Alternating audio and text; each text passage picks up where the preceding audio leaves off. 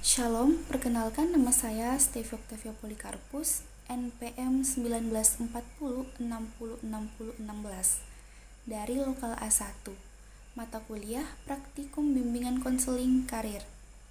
Di sini saya akan menjelaskan sedikit mengenai materi apa sih bedanya antara SNPTN, SBMPTN, dan seleksi mandiri, serta tips-tips masuk ke universitas favorit yang ada pada media layanan bimbingan klasikal di RPL saya.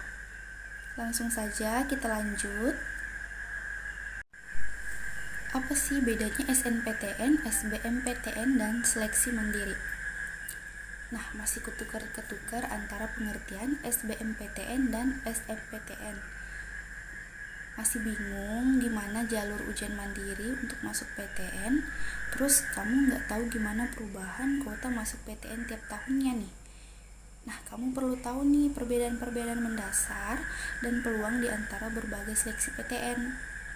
Berikut perbedaan SNPTN, SBMPTN, dan seleksi mandiri yang harus kamu pahami.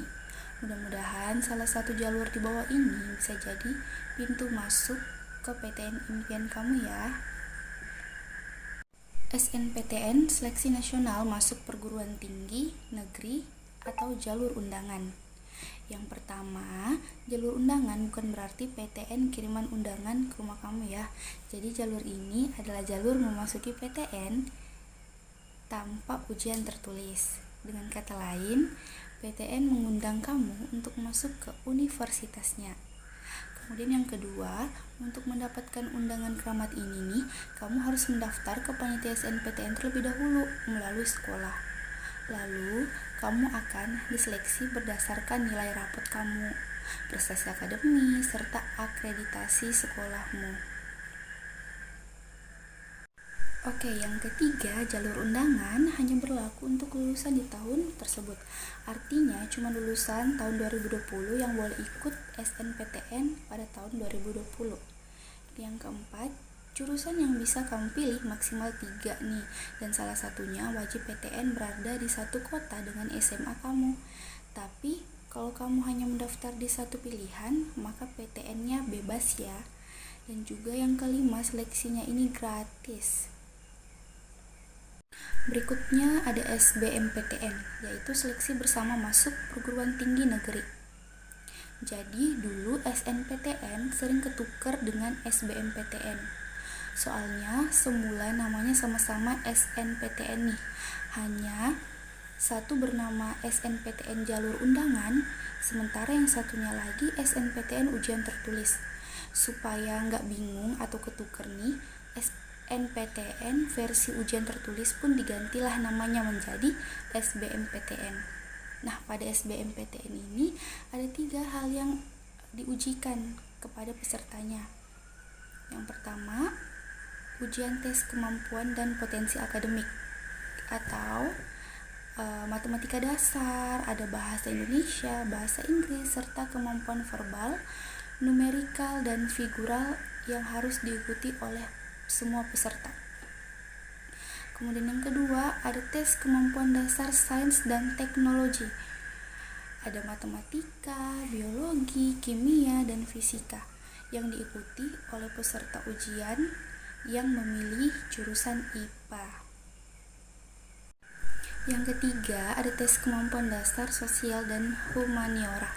Ada sosiologi, sejarah, geografi, dan ekonomi yang diikuti oleh peserta ujian yang memiliki jurusan IPS. Nah, kalau kamu mengambil jurusan IPC, gabungan antara bidang jurusan IPA dan IPS, berarti kamu wajib mengikuti semua tesnya ya. Sementara kalau kamu mau masuk jurusan seni atau olahraga, akan ada ujian keterampilan tersendirinya. Baik jurusan yang bisa kamu pilih maksimal 2 atau 3 khususnya untuk IPC. Setidaknya salah satu pilihan PTN harus berada di kota tempat kamu mengikuti tes SBMPTN tersebut. Kemudian peserta dikenakan biaya sekitar Rp200.000. Kemudian berikutnya ada seleksi mandiri. Nah, sekarang ini banyak PTN yang mengadakan penerimaan calon mahasiswa sendiri di luar yang diselenggarakan pemerintah. Antara lain simak seperti UI Seleksi Masuk Universitas Indonesia, UTUL UGM Ujian Tertulis Universitas Gadjah Mada, dan USM Unsri Ujian Saringan Masuk Universitas Sriwijaya. Tetapi ada juga PTN yang nggak mengadakan seleksi mandiri seperti ITB dan Universitas Padjadjaran. Nah, untuk PTN tersebut, kuota kursi SBMPTN dan SNPTN-nya ditambah. Kemudian materi dan tata cara ujian mandirinya berbeda-beda, tergantung universitas dan jurusan masing-masing. Namun, ujiannya biasanya tertulis dan materinya nggak beda jauh dengan SBMPTN. Beberapa PTN memiliki jalur mandiri tanpa tes sendiri. Jadi gimana dong? Nah, PTN tersebut melihat dari nilai SBMPTN-nya yang memberlakukan cara ini di tahun 2020. Antara lain adalah Universitas Airlangga Surabaya dan Universitas 11 Maret Surakarta. Wih, berarti harus makin serius nih mengerjakan SBMPTN-nya. Kemudian biaya pendaftaran jalur seleksi mandiri tergantung ya masing-masing dari PTN tersebut. Baik, kita masuk ke perbedaan dan daftar jurusan Saintek dan Soshum. Apa aja sih? Nah, ketika memasuki dunia perkuliahan, setiap calon mahasiswa harus mengetahui jenis tes dan kelompok studi yang akan diampu saat ujian masuk perguruan tinggi.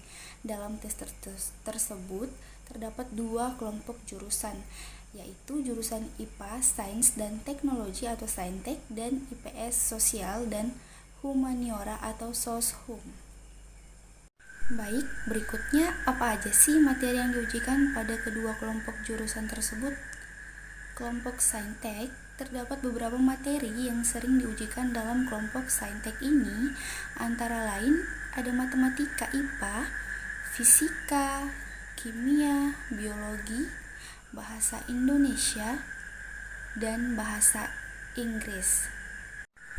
Untuk kelompok Soshum, sedangkan dalam kelompok Soshum, materi yang diujikan terkait dengan pelajaran yang dipelajari dalam jurusan IPS. Antara lain ada matematika, Soshum, ekonomi, geografi, sejarah, sosiologi, bahasa Indonesia, bahasa Inggris. Nah, dalam pelaksanaan ujian, para calon mahasiswa ini harus mengikuti UTBK atau ujian tulis berbasis komputer.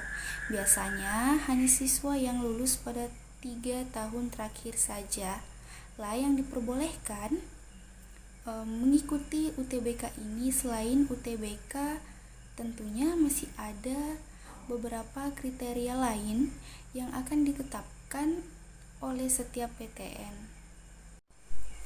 Jurusan apa aja yang masuk dalam Saintek dan Soshum? Nah, pada kali ini kita akan membahas mengenai jurusan yang masuk di dalamnya. Ada kelompok Soshum, yaitu jurusan yang masuk dalam kelompok studi ini itu seperti ilmu ekonomi, akuntansi, manajemen, ilmu politik, ilmu komunikasi, hubungan internasional, hukum, psikologi, dan sastra. Kelompok Saintek, sedangkan jurusan yang masuk dalam kelompok studi ini antara lain ada kedokteran, kedokteran gigi, kedokteran hewan, farmasi, matematika, teknik, kimia, dan fisika.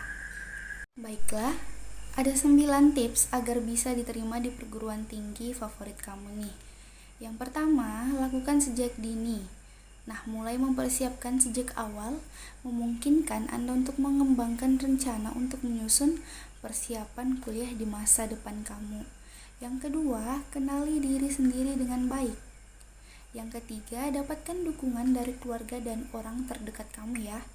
Yang keempat, meminta saran dengan guru di sekolah.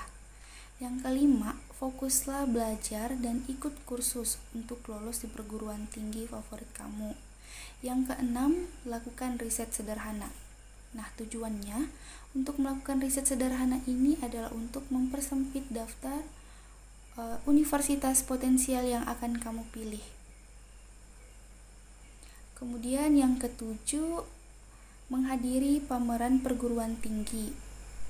Yang kedelapan, fokuslah pada beberapa perguruan tinggi yang akan dibidik nih.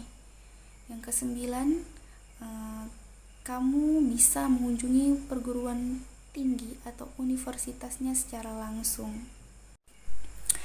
Baiklah, itu saja penjelasan materi dari saya tentang perbedaan antara SNPTN, SBMPTN, dan seleksi mandiri, serta tips-tips masuk universitas favorit kalian. Baiklah, sekian dari saya. Terima kasih, senang berbagi ilmu dengan kalian.